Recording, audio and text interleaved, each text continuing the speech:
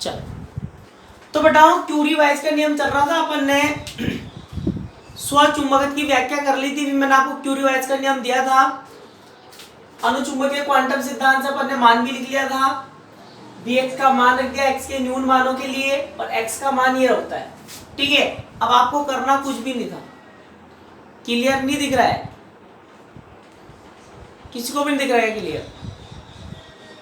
किसी को भी नहीं दिख रहा क्या है?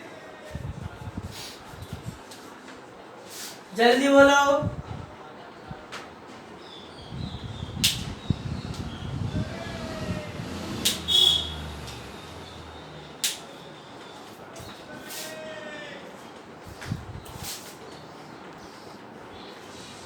तो बेटाओ करना कुछ भी नहीं था आपको।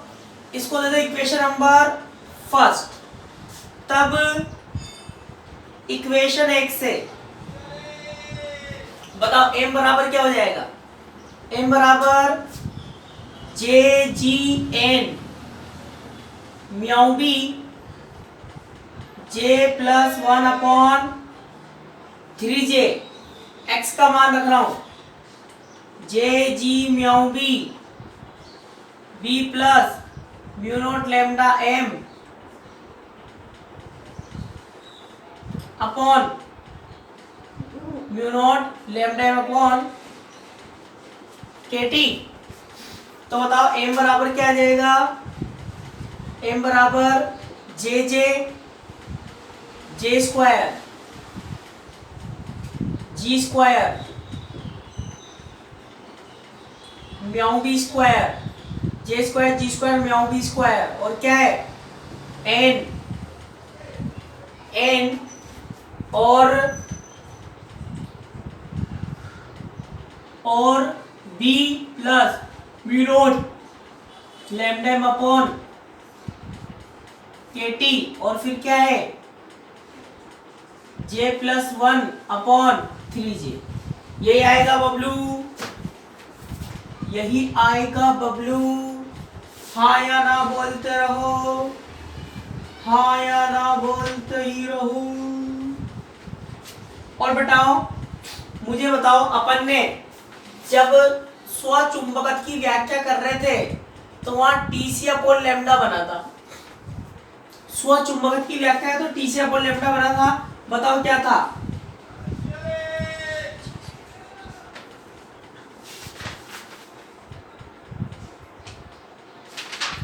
बताओ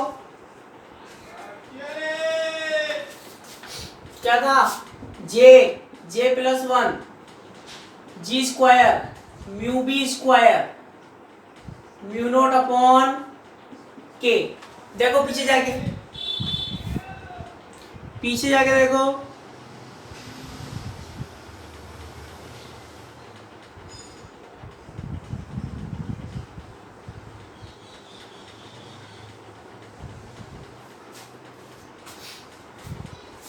यही था।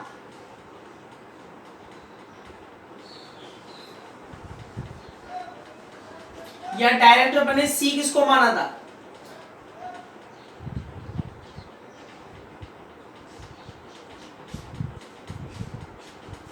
या सी से कर लो, ये भी वही था। ये अपन ने सी मान लिया था। ये पूरा क्या था अपने लिए? सी तो था। या टीसी अपॉन लैम्डा। हाँ चलो टीसी अपॉन लैम्डा उसी से ले लो। सी से भी कर सकते हो। यही था। देखो J plus 1 G square mu B square mu naught 3k sorry N भी था एन। ठीक है, तो बताओ यहां से आप क्या देख सकते हो? बताओ जे जी स्क्वायर इसको ऐसे लिख लो। तब m बराबर बताओ, तब m बराबर क्या क्या मान हो जाएगा अपने लिए? एक जैसे तो एक जे कट ही जाएगा, एक जैसे एक जे कट जाएगा। तो बताओ क्या लिखूंगा? जे एक जैसे अपन ने एक जे काट दिया, इसको उसी रूप में जे प्लस 1 जे प्लस 1 फिर क्या है G square mu B square, G square mu B square N upon क्या है के टी, और क्या बचा B plus mu naught lambda N. ठीक है, तो बताओ यहां से अपन क्या लिख सकते हैं, इस पूरे को म्यू नॉट आ जाएगा इधर, म्यू नॉट अपॉन में आ जाएगा, म्यू नॉट को छोड़ के तो क्या लिख दूंगा m बराबर TC mu naught lambda T, TC mu naught lambda T, और ये क्या है B plus mu naught lambda N. आएगा के नहीं, हाँ के ना,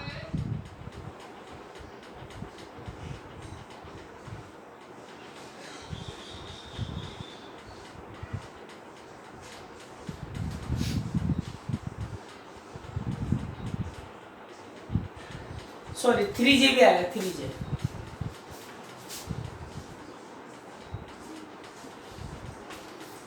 थ्री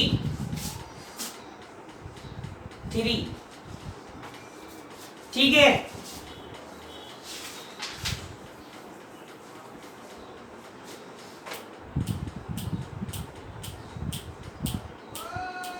बताओ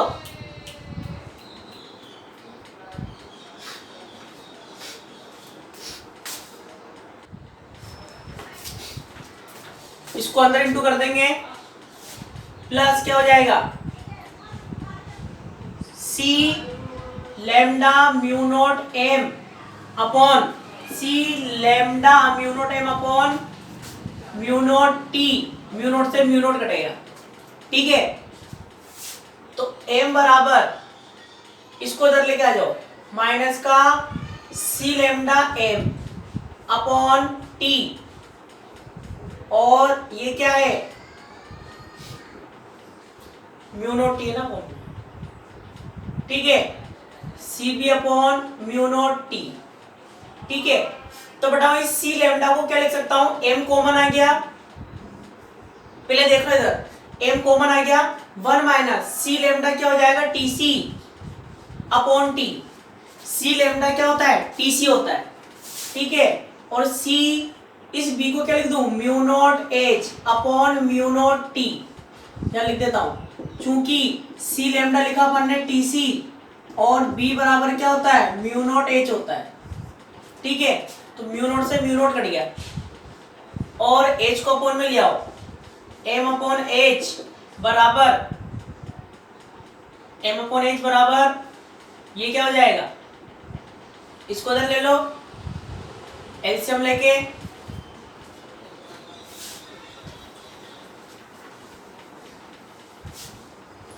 बताओ क्या हो जाएगा टी माइनस का T C H upon T, तो m अपॉन एच बराबर टी से टी कट गया, क्या आएगा c अपॉन टी माइनस का T C upon T minus का टी सी। ठीक है, फिर क्या लिखोगे, ये क्या होता है m अपॉन एच क्या हो जाता है चाई c अपॉन टी माइनस का टी सी, जो कि क्यूरी वाइस नियम है। लिखो सोमवार से लिखो, क्वेश्चन लिखो, चुंबकन क्षेत्र किसे,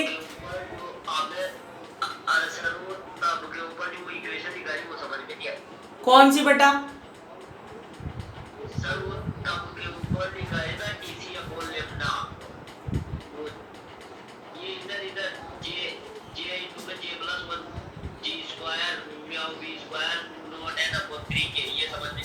ये ऊपर वाली इक्वेशन, हाँ यही ना, तो बेटा तो मैंने मेरी बात सुन मेरी बात, यहां आपने ये माना गया ये मैंने क्या करा, ये तो अपना x का मान और ये अपना म्यू का मान हो गया, x का मान हो गया, ठीक है। अब बताओ इसके बाद ये तो मैंने पीछे से लिखा, चूंकि लगाया यहाँ पे, चूंकि ये पीछे से लिखा है बेटा मैंने, एक पेज पीछे जाएगा ना तू, स्वचुंबकत्व पढ़ा है, वहां से लिखा हुआ पूरी इक्वेशन। इसको अपन ने सी तो माना है, ये पूरा अपने लिए सी है, सी भी ले सकते हो तुम उसको, तो डायरेक्ट यहाँ पे सी में चेंज कर दो, डायरेक्ट यहाँ सी में भी चेंज कर सकते हो, ठीक है। तो बेटा मैंने इस पूरे को क्या मान लिया, यहाँ पर लेमडा नहीं है देखो, तो यहां से ये म्यू नोट हटा के यहां लगा दूंगा, तो ये पूरा मान अपने यहां मिल गया, तो ये हो गया TC upon mu naught lambda, ये आ गया, ठीक है। और फिर टीसी को मैंने सी लेमडा लिख दिया, लेमडा से लेमडा कट गया, उसको अंदर इनटू कर दिया, बस बाहर इधर लेके कॉमन ले लिया, ठीक है। अब लिखो क्वेश्चन लिखो, चुंबकन क्षेत्र किसे कहते हैं, चुंबकन क्षेत्र किसे कहते हैं,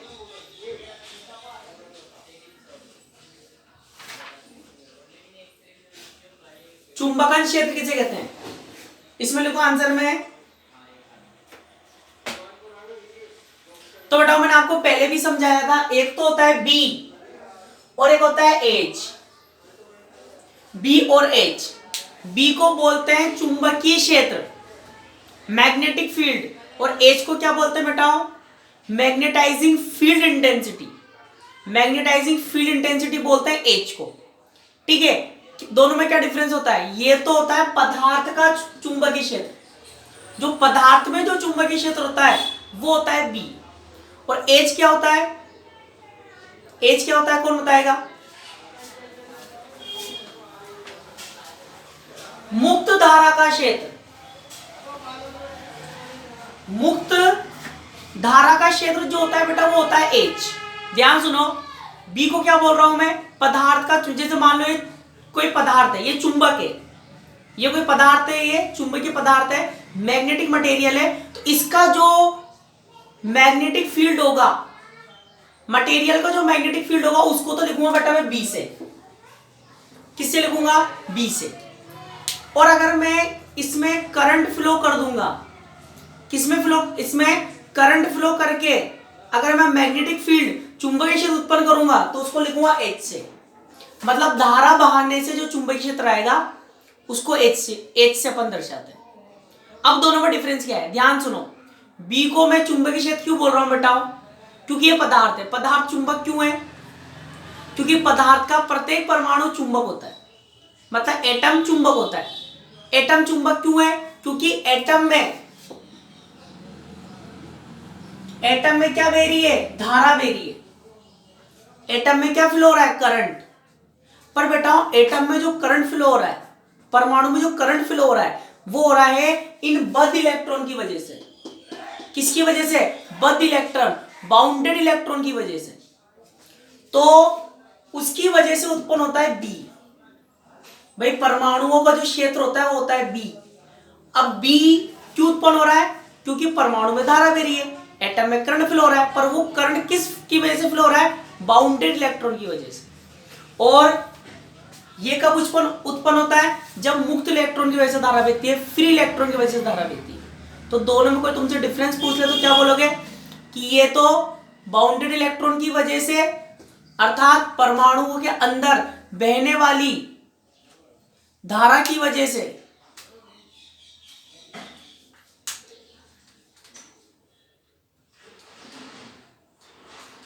धारा की वजह से उत्पन्न होता है, और ये मुक्त धारा की वजह से, फ्री इलेक्ट्रॉन की वजह से जो फील्ड होता है उसको क्या बोलते हैं, चुंबकन क्षेत्र। तो आंसर में लिखो सब बच्चे, मुक्त धारा का क्षेत्र, मुक्त धारा का क्षेत्र चुंबकन क्षेत्र कहलाता है,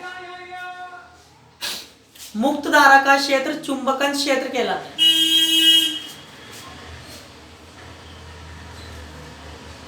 सेकंड नंबर लिखो, क्यूरी ताप,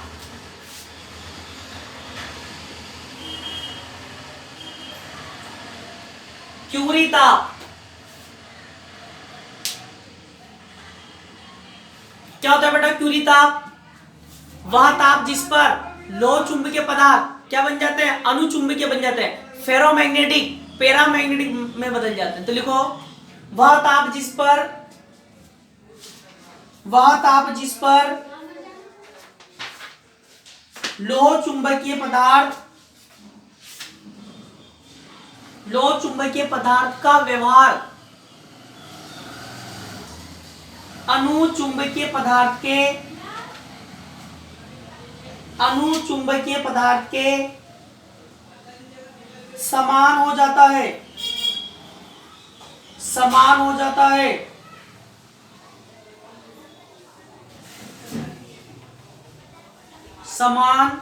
जाता है, क्यूरी ताप कहलाता है।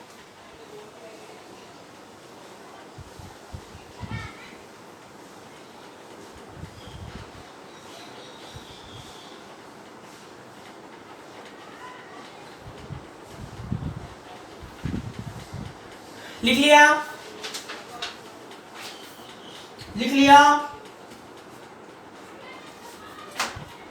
अब बेटाओ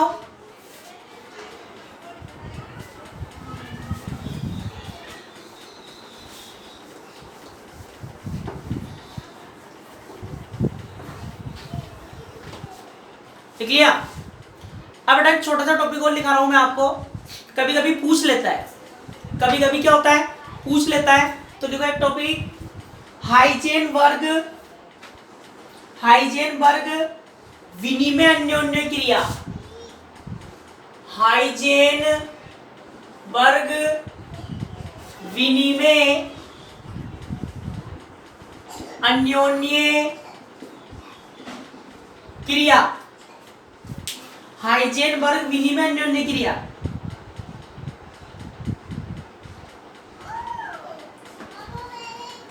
लिख लिया।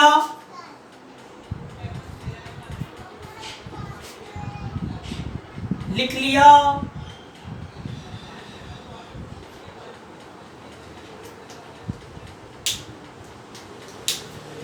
लिख लिया। कभी कभी पूछ लेता है इसीलिए लिखा रहा हूं। अब बताओ मेरी बात सुनो, ध्यान से समझना बिल्कुल। हाइजेनबर्ग ने ऊर्जा विनिमय का जो सिद्धांत था वो क्यों दिया? ऊर्जा विनिमय एक प्रिंसिपल होता है, एक सिद्धांत होता है, हीट एक्सचेंज, ठीक है, जिसको बेटा क्वांटम के आधार पर समझाया जाता है। किसके आधार पर समझाया जाता है? क्वांटम के आधार पर, ठीक है। और जिसमें तरंग फलन की बात की जाती है, तरंग फलन के आधार पर व्याख्या की जाती है, ठीक है। पर यहाँ पर अपने इतने डिटेल में नहीं है, अपन को बस एक फॉर्मूला लिखना है और इसमें फ्री होना है, ठीक है। तो बेटा वो पहले अपन ये समझते हैं कि हाइजेनबर्ग ने विनिमय अन्योन्य क्रिया क्यों बताई और फिर इस पर सिद्धांत क्यों दिया, क्यों बेटा वो बताओ। जब अपन बात कर रहे थे अनुचुंबकत्व के क्वांटम सिद्धांत की अपन बात कर रहे थे, वहां पर मैंने आपको लौह समूह का आयन पढ़ाया था, हाँ के ना? अरे हाँ के ना?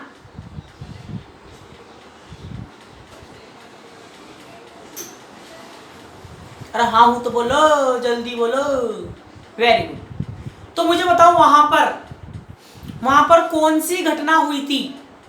लौह समूह का आयन में कौन सी घटना हुई थी और क्यों हुई थी?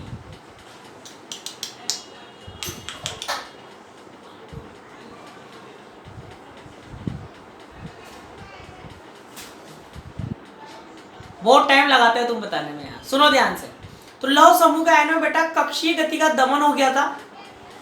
कक्षीय गति का क्या हो गया था? दमन हो गया था। कक्षीय गति पतली गली से निकल गई थी, ठीक है। मतलब इसको अपन ने क्वेंचिंग बोली थी। Very good. क्या बोला था अपन ने? क्वेंचिंग। तो बेटा क्वेंचिंग को किस आधार पर समझाया गया था? क्वेंचिंग को किस आधार पर समझाया गया था? आणविक क्षेत्र के आधार पर। किसके आधार पर? आणविक क्षेत्र के आधार पर क्वेंचिंग को वहां पर समझाया गया था। पर उस क्वेंचिंग के बारे में उस भाई वहां से बताया था, पूरी व्याख्या नहीं करी थी कि भाई इलेक्ट्रॉन के बीच कौन सी अन्योन्य क्रिया होती है, वैसा कुछ वहां बताया नहीं गया। ठीक है, बस हाँ बताया था भाई ऐसा ऐसा होता है, ये आणविक क्षेत्र होता है इलेक्ट्रॉनों का, उसकी वजह से ये कैंसिल हो जाते हैं और सिर्फ चक्रण गति बचती है। तो बेटा वहां पर रीजन नहीं दिया गया था क्वेंचिंग का, आणविक क्षेत्र का, तो इस यहाँ पर हाइजेनबर्ग ने उसकी पूरी व्याख्या करी। क्या करी? व्याख्या करी साथ में। तो इलेक्ट्रॉनों के बीच विपरीत चक्रण में जो इलेक्ट्रॉन थे उनके लिए जो ऊर्जा विनिमय था उसके लिए सूत्र स्थापित किया।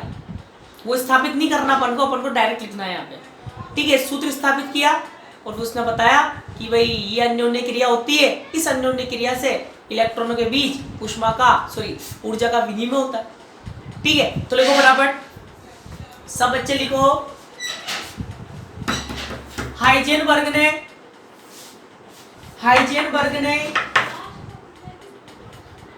आणविक क्षेत्र की उत्पत्ति को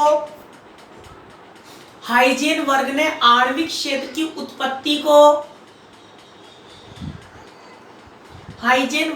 आणविक क्षेत्र की उत्पत्ति को विनिमय अन्योन्य क्रिया के आधार पर समझाया। विनिमय अन्योन्य क्रिया के आधार पर समझाया। आगे लिखो, ये विनिमय अन्योन्य क्रिया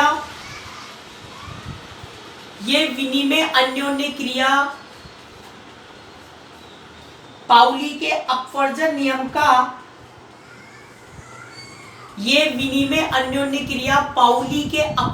नियम का परिणाम है। पाउली के अपवर्जन नियम का परिणाम है।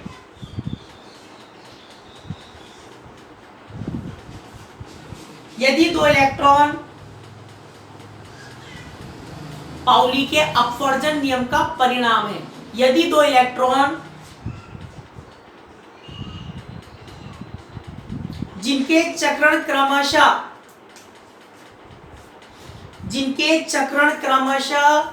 इनको SI व SJ है, जिनके चक्रण क्रमशः SI व SJ है, तो विनिमय ऊर्जा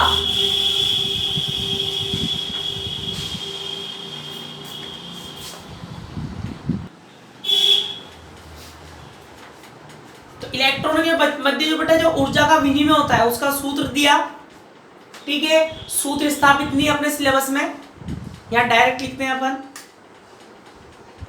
और किसी की निकालने की श्रद्धा हो तो क्वांटम फिजिक्स चलेगी अपने अगले पेपर में, वहां पर बता देंगे।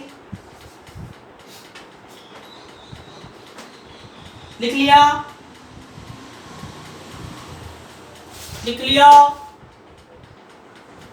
जहां जेई क्या होता है बेटा? विनिमय समाकल होता है। जहां जेई क्या है? विनिमय समाकल।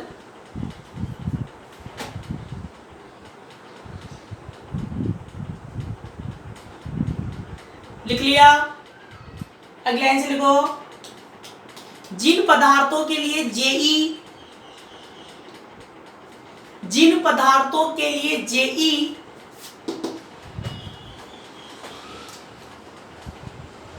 धनात्मक होता है, जिन पदार्थों के लिए जेई धनात्मक होता है वह लोह चुंबकीय पदार्थ होते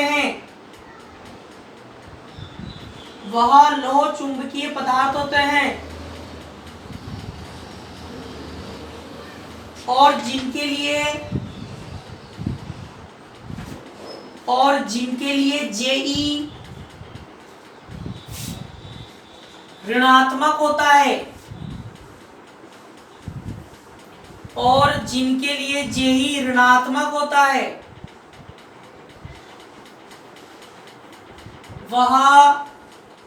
वह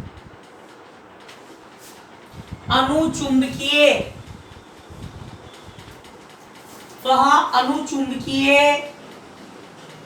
पदार्थ होते हैं।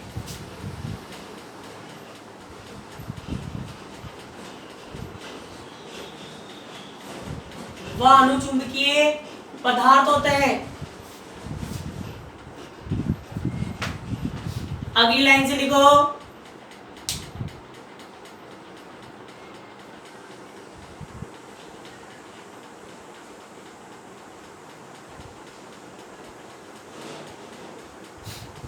बेटा निर्भर करता है इन पर,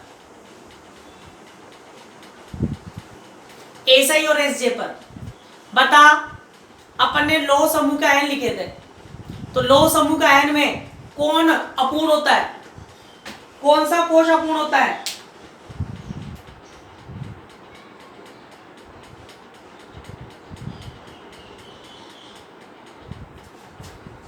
कौन सा होता है, कौन सा होता है?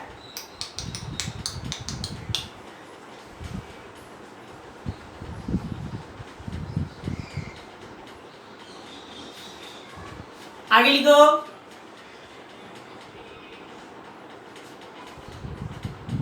आगे लिखो, हाइजेन वर्ग ने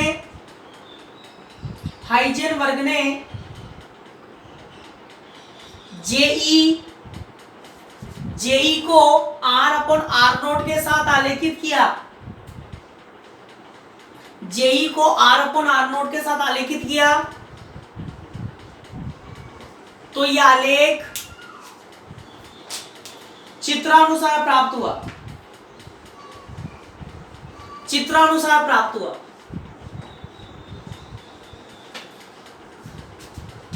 ये ग्राफ बना लो बस।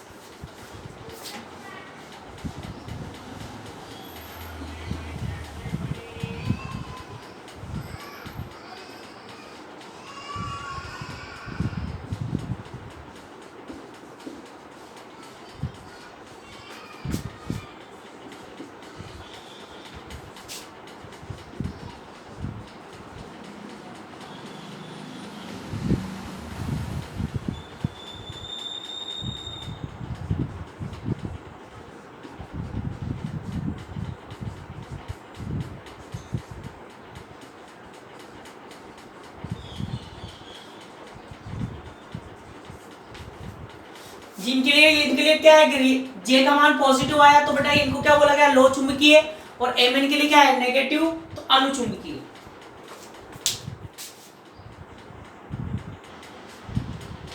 नाभिकीय मैग्नेटॉन,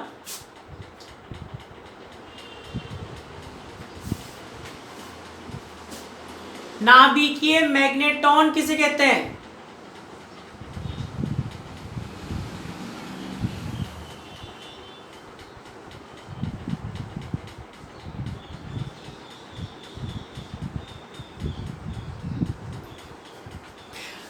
सही कहा नितेश ने, बिल्कुल। चलो, नाभिकीय मैग्नेटॉन किसे कहते हैं? अब बेटा बोर मैग्नेटॉन तो आप जानते हो, बताओ बोर मैग्नेटॉन क्या होता है, कौन बताएगा? Bore magneton, bore magneton, bore magneton क्या होता है? परमाणु की प्रथम कक्षा में, परमाणु की प्रथम कक्षा में चक्कर लगाते हुए इलेक्ट्रॉन का चुंबकीय आघूर्ण, वो तो होता है बोर मैग्नेटॉन। ऐसे नाभिकीय मैग्नेटॉन क्या होता है बेटा, याद है किसी को? बताओ नाभिक में कौन है? अरे बबलू नाभिक में कौन है, जल्दी बताओ।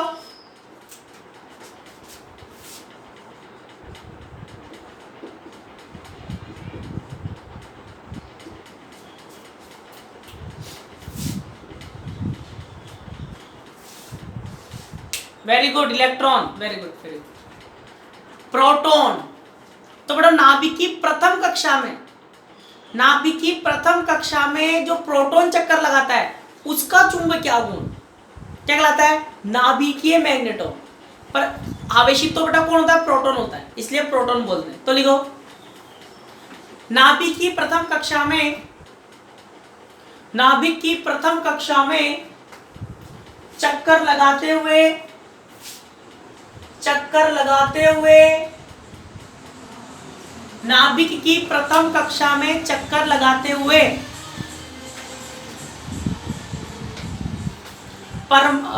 प्रोटॉन का चुंबकीय आघूर्ण,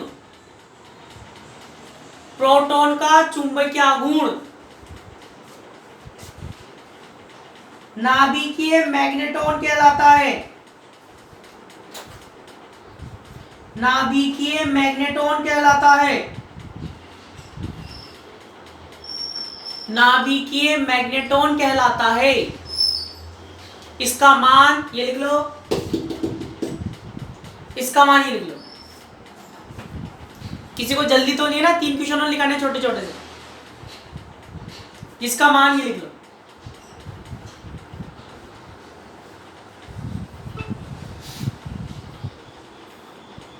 किसी को जल्दी तो नहीं है ना, 3 क्वेश्चन और है अभी छोटे छोटे से। लिखो, एक क्वेश्चन और लिखो। लाइमर आवृत्ति किसे कहते हैं? लाइमर आवृत्ति, लाइमर आवृत्ति किसे कहते हैं? सब 1 नंबर का क्वेश्चन है ये।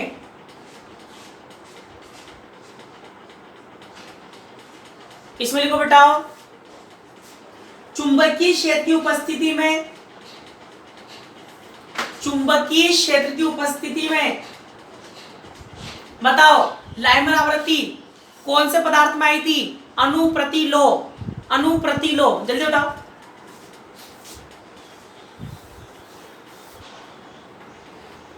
कौन से पदार्थ में आई थी? वेरी गुड, डायामैग्नेटिज्म में आई थी। Very good. तो लिखो बताओ, चुंबकीय क्षेत्र की उपस्थिति में प्रति चुंबकीय पदार्थ में, चुंबकीय क्षेत्र की उपस्थिति में प्रति चुंबकीय डायामैग्नेटिक मटेरियल, प्रति चुंबकीय पदार्थ में इलेक्ट्रॉन के कोणीय वेग में परिवर्तन, इलेक्ट्रॉन के कोणीय वेग में परिवर्तन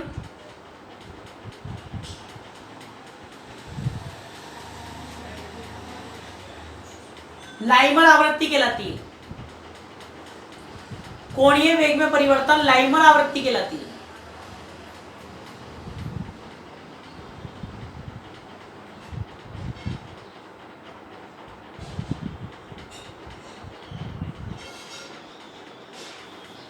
चले अगला क्वेश्चन लिखो, नील ताप किसे कहते हैं? नील ताप किसे कहते हैं?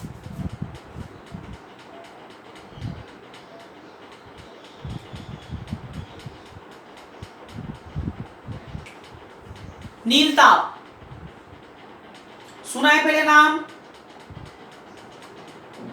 पहले मुझे बताओ, क्या प्रति चुंबकीय पदार्थों की चुंबकीय प्रवृत्ति बताओ?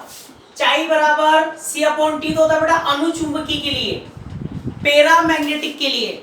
ऐसे बताओ CT-TC ये किसके लिए होता है? लो चुंबकीय के लिए।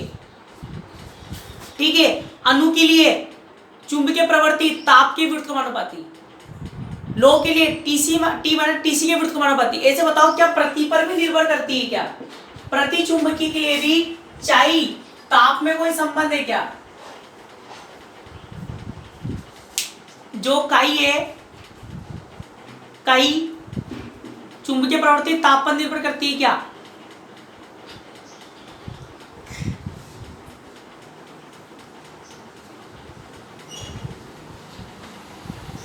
सुनो ध्यान से, एक निश्चित ताप तक तो नहीं, पर एक निश्चित ताप से ज्यादा ताप कर दोगे। प्रतिचुंबकीय पदार्थों का एक निश्चित ताप से ज्यादा ताप कर दोगे। मान लो निश्चित ताप कोई T है, कोई निश्चित ताप क्या है? वो T। और इस निश्चित ताप से ज्यादा ताप बढ़ा दोगे, मतलब आपने ताप बढ़ा दिया थीटा। तो एक निश्चित ताप से ज्यादा ताप बढ़ाने पर प्रतिचुंबकीय पदार्थों का, तो जो प्रतिचुंबकीय पदार्थों की चुंबकीय प्रवृत्ति है इसके क्या हो जाती है? व्युत्क्रमानुपाती जाती है। इस निश्चित ताप को क्या बोलते हैं बेटा? नील ताप। तो लिखो, प्रति लो चुंबकीय पदार्थों की, प्रति लो चुंबकीय पदार्थों की चुंबकीय प्रवृत्ति, प्रति लो चुंबकीय पदार्थों की चुंबकीय प्रवृत्ति एक निश्चित ताप से एक निश्चित ताप से अधिक ताप पर, एक निश्चित ताप से अधिक ताप पर थीटा प्लस टी के, थीटा प्लस टी के व्युत क्रमानुपाती होती है। थीटा प्लस टी के व्युत क्रमानुपाती होती है। इस निश्चित ताप को,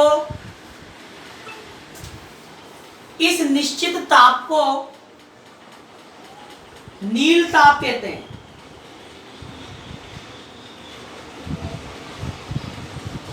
और एक निश्चित ताप को नील ताप कहते हैं। अब एक लास्ट क्वेश्चन और लिख लो। लास्ट क्वेश्चन, चुंबकीय विरूपण से आप क्या समझते हैं?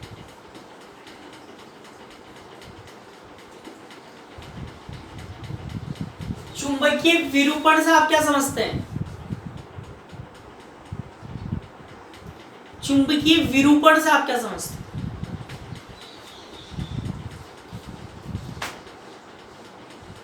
तो बताओ चुंबकीय विरूपण क्या होता है?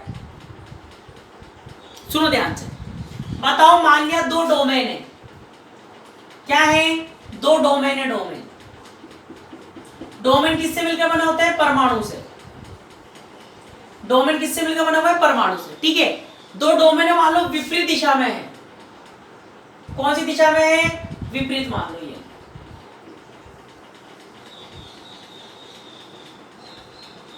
ठीक है, अपन ने क्या किया बताओ? चुंबकीय क्षेत्र लगा दिया, मैग्नेटिक फील्ड लगा दिया इस डायरेक्शन में। इस डायरेक्शन में अपन ने क्या कर दिया? चुंबकीय क्षेत्र लगा दिया, मैग्नेटिक फील्ड अप्लाई कर दिया। तो बेटा जो डोमेन चुंबकीय क्षेत्र की दिशा में होता है उसके आकार में वृद्धि होती है, वो बड़ा होता जाता है।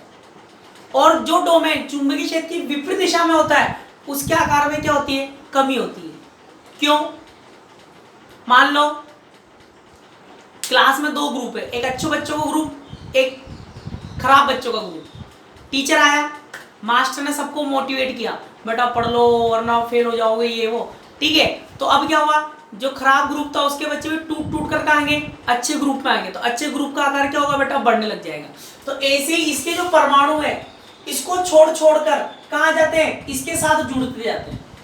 तो जब इसके साथ जुड़ते जाएंगे तो इसके आकार में क्या होगी? वृद्धि होगी। इसके आकार में क्या आएगी? कमी आएगी। इसको क्या बोलते हैं? चुंबकीय विरूपण। तो लिखो, जब किसी लोह चुंबकीय पदार्थ का, जब किसी लोह चुंबकीय पदार्थ को, जब किसी लोह चुंबकीय पदार्थ को चुंबकीय क्षेत्र में रखा जाता है,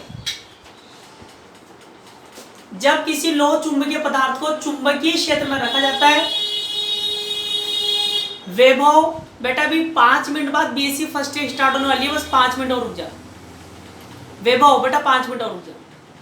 जब किसी लोह चुंबकीय पदार्थ को बाह्य चुंबकीय क्षेत्र में रखते हैं,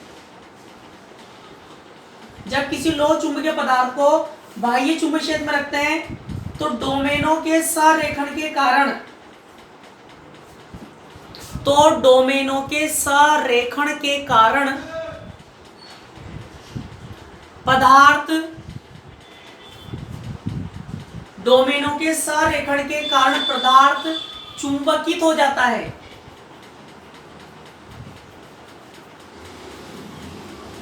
साथ ही पदार्थ के आकार में, साथ ही पदार्थ के आकार में वृद्धि हो जाती है। साथ ही पदार्थ, जब किसी लोह चुंबकीय पदार्थ को बाह्य चुंबकीय क्षेत्र में रखा जाता है तो तो डोमेनों का चुंबकीय क्षेत्र की दिशा में संरेखण हो जाता है, जिससे पदार्थ चुंबकित हो जाता है, जिससे पदार्थ चुंबकित हो जाता है और पदार्थ के आकार में, पदार्थ के आकार में वृद्धि हो जाती है। पदार्थ के आकार में वृद्धि हो जाती है। इस घटना को चुंबकीय विरूपण कहते हैं। चुंबकीय विरूपण कहते हैं।